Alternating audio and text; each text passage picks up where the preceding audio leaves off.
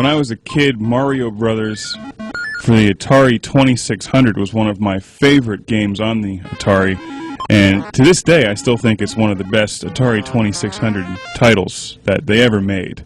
The gameplay and the graphics are tremendous and very well made on the Atari.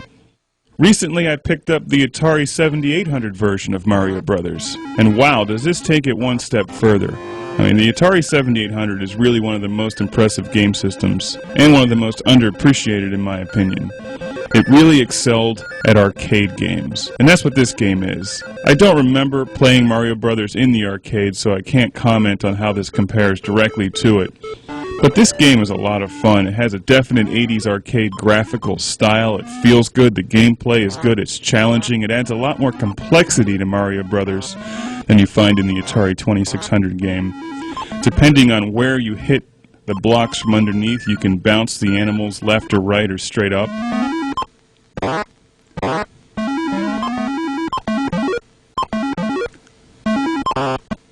That means you can knock them back a step, as you see I'm doing with the crabs, or you can knock them off the ledge right into you so you can collect the points for them.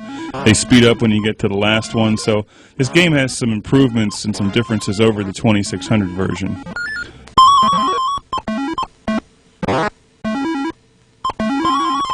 I like these things. They look like little Mothras.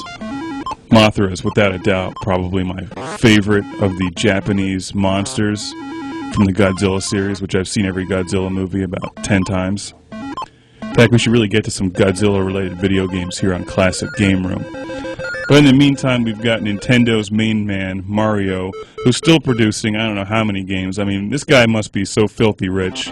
He probably doesn't even have to do any plumbing anymore. He can just sit back and live off the money he's making from video games.